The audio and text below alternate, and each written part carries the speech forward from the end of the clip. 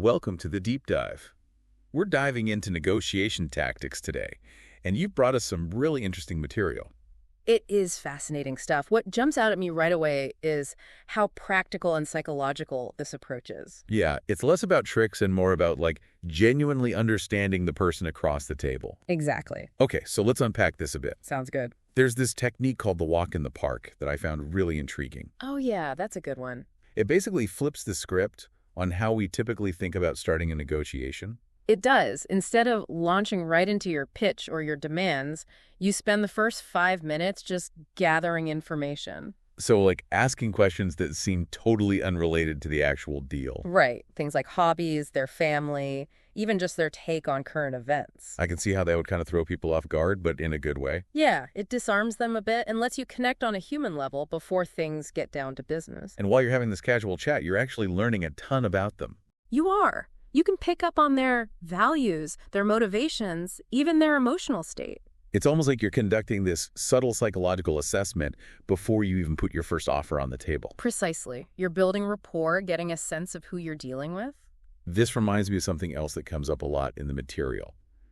The importance of finding common ground. Oh, absolutely. That's crucial. The idea is that even those small shared interests can make a huge difference. They really can. It's about actively listening for those points of connection, those little things you have in common. Like maybe you both love classic cars or you've traveled to the same place. Exactly. And it's funny because even those seemingly insignificant things can create this sense of camaraderie. They do, and it shifts the whole dynamic of the negotiation. It's no longer this adversarial me versus you thing. Right. It becomes more collaborative, like you're both on the same side of the table, even if you're technically on opposite sides of the deal. That's such a great image. It is. It highlights how finding common ground can really bridge that gap between opposing viewpoints. Speaking of frameworks, there's this really cool visual the speaker uses to break down the stages of negotiation. Oh yeah, the 5 fingers. Yes, I love that analogy. It's so clever. It makes even these complex negotiation processes feel more manageable. So walk us through it. How do the 5 fingers relate to negotiation? Okay, so picture your hand. Okay, got it. The thumb represents the approach. Okay. It's all about initiating the conversation with warmth and courtesy, putting the other person at ease. Got it. So you're setting the stage with the thumb. Exactly. Then you move to the index finger, which is all about the probe. The probe. So that's where you're gathering intel. You got it. You're asking targeted questions to uncover their needs, their motivations, their pain points, all that. Okay, so we've got the stage set. We've gathered some intel. What about the middle finger? Well, let's just say it represents argue. Okay, I see where this is going. This is where you're presenting your case, and you're doing it persuasively, using all that information you gathered during the probe phase. Okay, I love the visual. What about the ring finger? That's counter-objections. Makes sense. And it's not about just shutting down their concerns. It's about reframing those objections as opportunities to find solutions that benefit both sides. Turning obstacles into stepping stones. I like that. Exactly. And finally, you've got the pinky finger, which is all about enchant. Enchant. What does that mean in the context of negotiation? This one is all about the long game, building those lasting relationships. So it's not just about getting the deal signed. It's about what happens after the ink is dry. Exactly. It's about follow-up, thoughtful gestures, showing genuine appreciation, all those things that foster trust and goodwill. That's a really insightful point. It is. A lot of people see negotiation as this one-time transaction, but this approach is about building relationships that last. Yeah, it's about playing the long game, which actually circles back to what we were talking about earlier. It does. Building rapport, finding common ground. It's all interconnected. It is. It's not just about getting what you want in the moment. It's about creating win-win scenarios that benefit both parties in the long run. Exactly. It's a much more holistic approach and, dare I say, humane approach to negotiation. Absolutely. It's about recognizing that we're all human beings trying to achieve our goals. And speaking of achieving goals, the speaker has this other really interesting tactic up their sleeve that I wanted to dive into. Oh, yeah. What's that? It's all about the power of asking questions. Especially when it comes to dealing with objections, right? That's where their background in customer service really shines through. It does. Instead of immediately trying to counter an objection, they advocate for asking questions to really understand the root of the resistance. Yes. It's about getting to the heart of the matter. So, for example, if someone says, your product is too expensive, You wouldn't just jump into a price justification. Right. Instead, you might ask, what makes you feel it's overpriced? That invites them to articulate their concerns, and often what you discover is the underlying issue isn't even about the price at all. Oh, I see. So maybe they're actually worried about the value or the features or something completely different. Exactly. And by understanding the real objection, you can tailor your response and potentially turn what seemed like a deal breaker into a win-win. So it's about transforming the negotiation into a collaborative problem-solving session, I like that. Collaborative problem solving. where both parties are working together to find a solution that actually meets their needs. That's the key. It's not about one person winning and the other person losing. Right. It's about finding that sweet spot where everyone walks away feeling good about the outcome. Exactly. And that brings us to another fascinating concept they talk about, which is negotiating with time. Negotiating with time. Okay, now I'm really intrigued. It's about understanding how the past, present, and future all play into these interactions. Break that down for me. Think about it this way. The past can weigh us down with all these negative experiences. Oh, yeah, for sure. And then the future can paralyze us with anxiety about what might happen. It's like we're stuck between a rock and a hard place. We are, but it's only in the present moment that we have the power to actually act and shape the outcome. So you're saying we shouldn't let past failures or future fears dictate how we approach a negotiation in the present. Exactly. It's about recognizing those patterns and making a conscious choice to operate from a place of power and possibility. So not letting the baggage of the past or the anxieties of the future hijack the negotiation process. Right. And they give this great example of how this plays out in a real-world scenario. Let's say you're negotiating a new job offer. Okay, I'm following you. Now, imagine you had a bad experience in the past where you were underpaid or undervalued in a similar role. Oh, I can definitely relate to that. That experience might make you apprehensive or even resentful going into this new negotiation, right? Yeah, it's easy to let those past wounds influence your current mindset. Absolutely.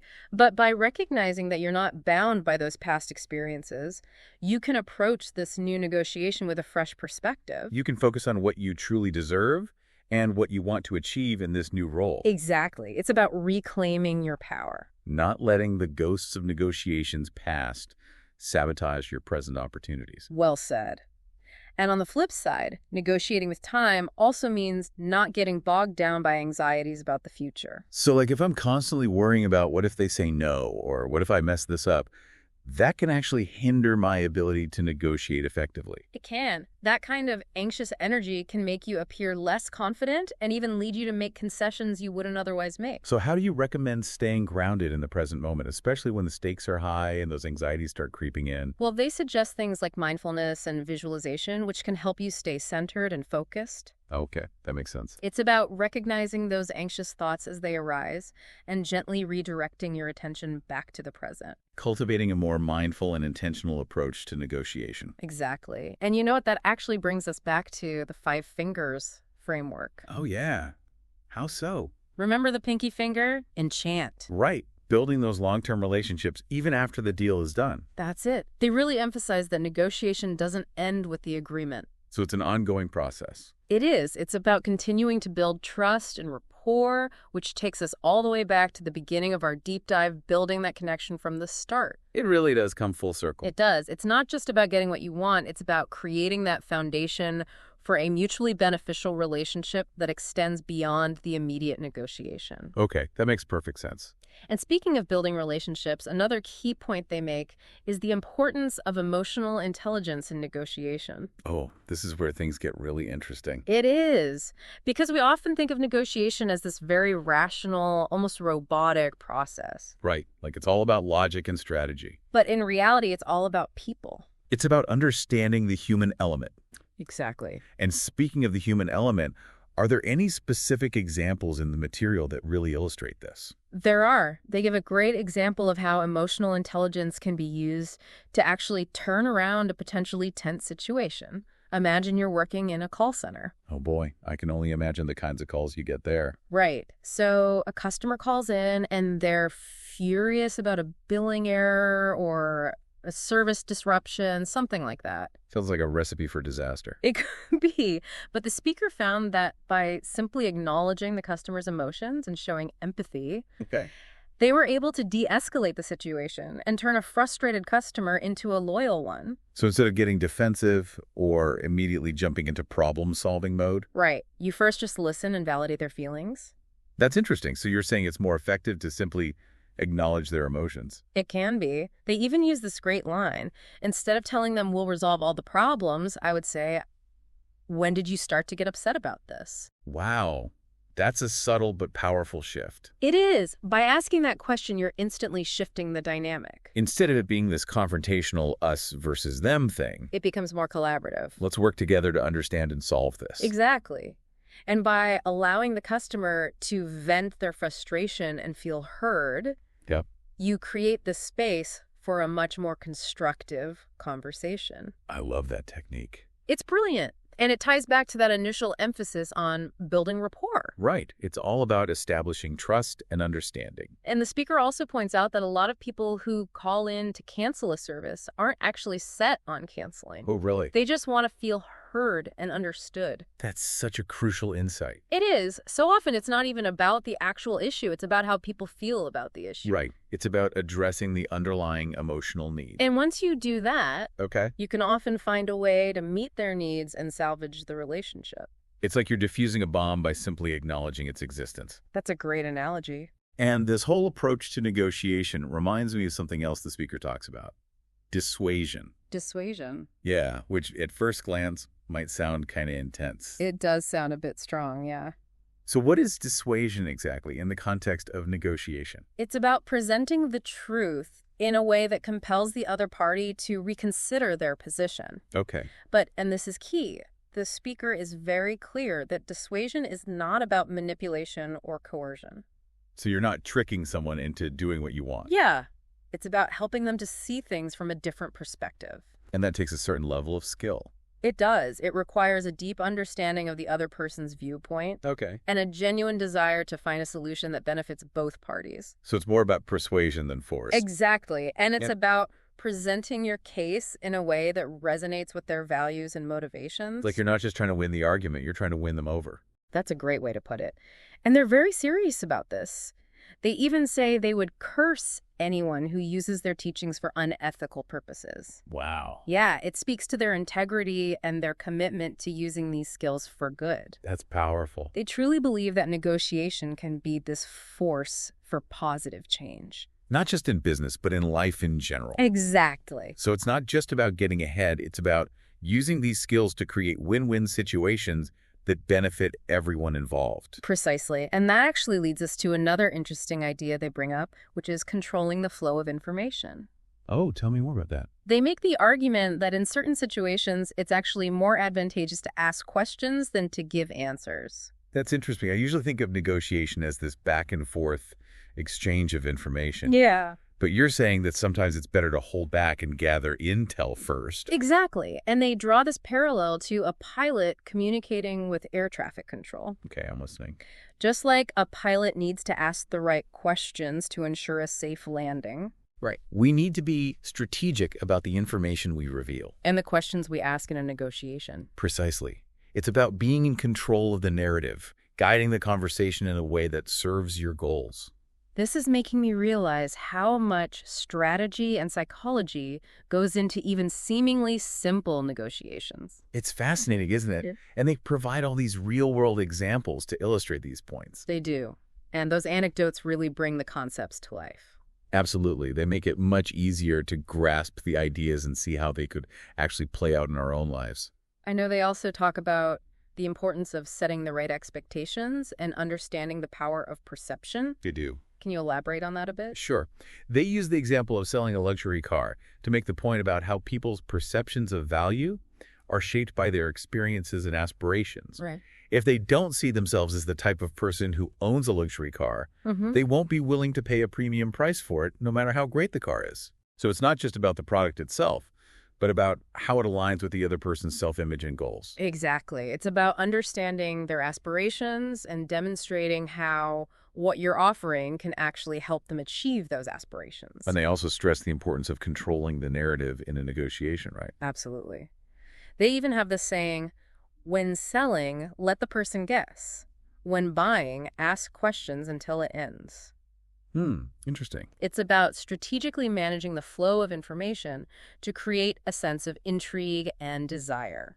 And they use that example of buying a piano to illustrate this. They do. They were able to get a much lower price by asking questions and really listening carefully. So it sounds like they're advocating for a more subtle, nuanced approach to negotiation. I think so. One that's based on really understanding human psychology. Absolutely. And leveraging those insights to your advantage. It's about reading between the lines, understanding the unspoken motivations, and using that knowledge to guide the conversation towards a mutually beneficial outcome. It's like you're not just negotiating a deal. Right. You're negotiating human behavior. I love that.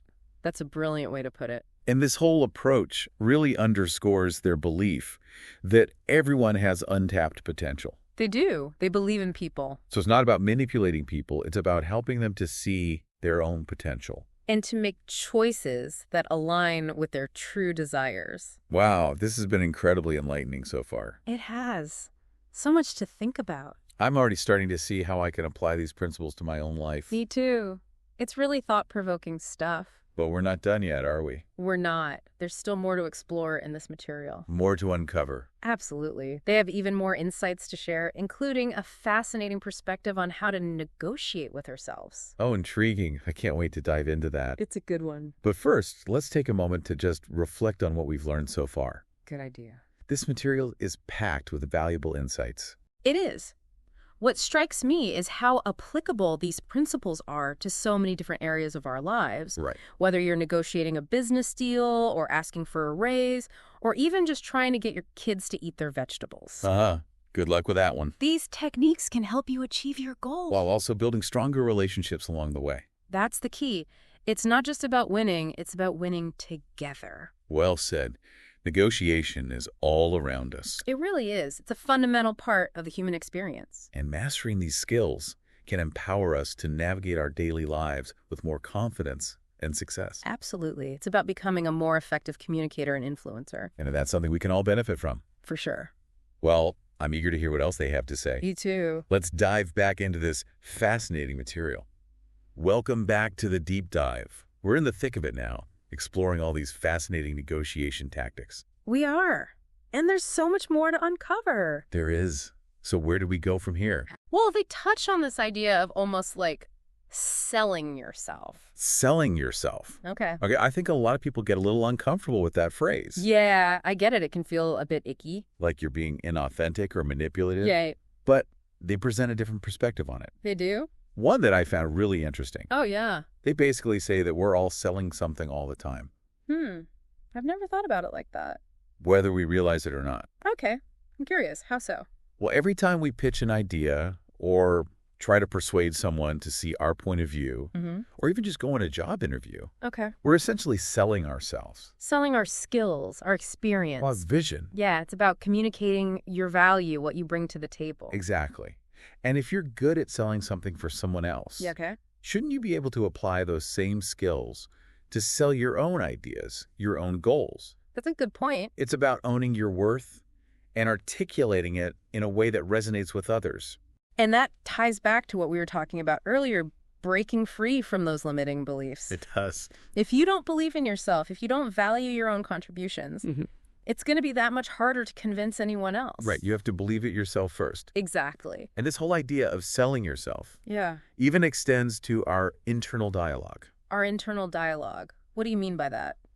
Well, think about those internal battles we all have. Well, yeah, those are the toughest ones. Those moments of self-doubt, indecision. Yeah, when you're trying to convince yourself to take a risk or go for something you really want. It's like we have this inner salesperson And an inner CEO. trying to get buy-in. I love that. And the speaker suggests that we can actually apply those same negotiation principles to those internal struggles. So we can negotiate with ourselves. How does that work?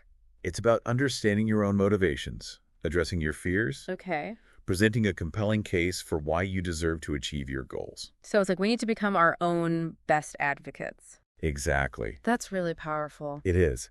And it reinforces this idea that negotiation isn't just about these external transactions. It's about mastering the art of persuasion. And influence. Both with ourselves And with others. Wow, this deep dive has been a real eye-opener. It has. There's just so much to unpack here. I feel like I've not only learned practical negotiation tactics, but also gained a deeper understanding of myself. Yeah, like how our mindset affects everything. And how that impacts my interactions with others. That's all connected. It really is. It's fascinating. So what does this all mean for our listeners? That's the big question, right? What's the one thing you'll take away from this and apply to your own life? What will resonate with them? Yeah, maybe it's the power of preparation and strategic thinking. Maybe it's the importance of understanding that human element in every interaction. Or maybe it's just the reminder that asking the right questions can be so powerful. Whatever it is. Yeah, whatever resonates. We hope this deep dive is giving you the tools and the confidence to approach your next negotiation. Whether it's a business deal, a personal request. Or even that internal battle with your own self-doubt. Exactly. Those are often the toughest ones. With a newfound sense of possibility. It's all about that mindset shift. Absolutely. Until next time, keep diving deep. Welcome back to The Deep Dive. We're wrapping up our exploration of these incredible negotiation tactics. Yeah, we've covered a lot of ground. We have. And one of the things that's really stuck with me is how much emphasis they put on mindset. Oh, absolutely. Mindset is everything. It's like often the biggest obstacle to success isn't the other person, it's ourselves. It is. It's those limiting beliefs we hold that prevent us from reaching our full potential. Yeah, like we become our own toughest negotiator. Exactly. We get trapped in these negative thought patterns, telling ourselves we're not good enough, not experienced enough, not worthy. And those beliefs can become self-fulfilling prophecies if we let them. They really can. So how do we break free from those limiting beliefs? Well, they talk about a few different techniques. Okay, like what? One of the simplest but most powerful things is just becoming aware of those negative thoughts as they come up. Okay, so just noticing them. Yeah, noticing them without judgment. Instead of getting swept away by them. Exactly. It's like taking a step back and observing them objectively. So you're not identifying with a thought, you're just acknowledging it's there. Right. And once you've identified those limiting beliefs, you can start to challenge them. Challenge them. How do you do that? Ask yourself, is this really true? What evidence do I have to support this belief? It's like putting those negative thoughts on trial. I like that. Putting them on trial. Demanding proof. And often when we really examine those beliefs, we find they're based on fear, insecurity, past experiences. Stuff that may not even be relevant anymore. Right. So it's about replacing those outdated beliefs with ones that actually support our goals. With beliefs that empower us. Exactly. And they have this great analogy to illustrate this. Oh, yeah. What is it? They compare our minds to computers with outdated software. Interesting. I like that. So even if we have all the potential in the world, all the hardware, so to speak, if our software is outdated... If our beliefs are stuck in the past. Exactly.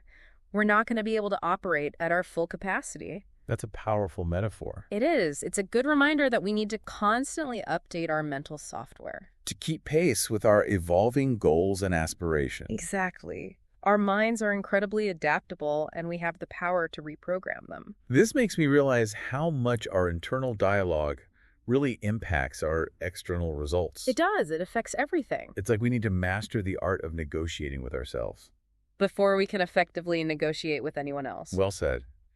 And speaking of negotiating with ourselves, you mentioned earlier this idea of selling yourself. Oh, right. We were going to circle back to that. Yeah, which I think can be a really uncomfortable concept for a lot of people. It can. It feels inauthentic. Manipulative. Even. Yeah, I get it. But they present a really compelling perspective on this. They do. It's not about being someone you're not. It's about effectively communicating your value. What you bring to the table. Exactly. And owning that.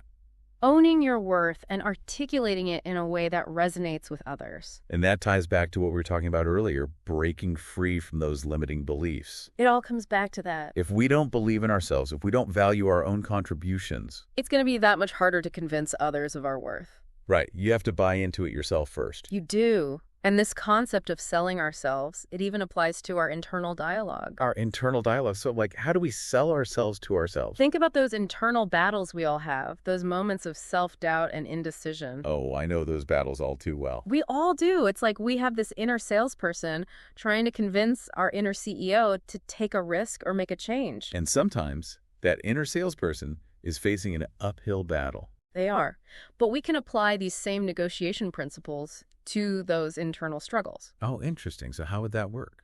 It's about understanding your own motivations, addressing your fears, presenting a compelling case for why you deserve to achieve your goals. So we need to become our own best advocates. Exactly. We have to champion ourselves. I love that. It's so empowering. It is. It's about realizing that negotiation isn't just about those external transactions. It's about mastering those skills of persuasion and influence. Yes, with ourselves and with others. Wow, this deep dive has been incredible. It has. So much great material. I feel like we've not only learned these practical tactics, but also gained a deeper understanding of ourselves. And how we show up in the world. Exactly. How our own mindset impacts our interactions with others. It's all connected. It really is. So as we wrap up this deep dive, what's the one thing you hope our listeners will take away from this?